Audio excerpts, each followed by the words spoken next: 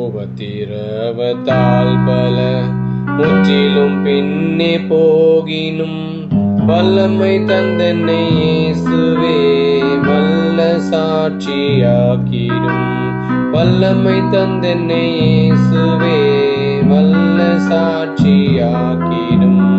கஷ்டமதிலும் பாடவும் நஷ்டமதில் கொண்டாடவும் சக்தி அருளும் நாதனே பக்தியில் பூரணமாக்கிடும்.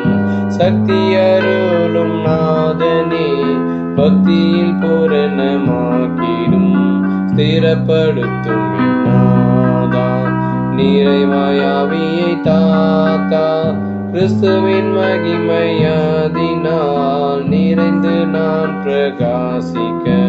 கிறிஸ்துவின் மகிமையாதினால் நிறைந்து நான்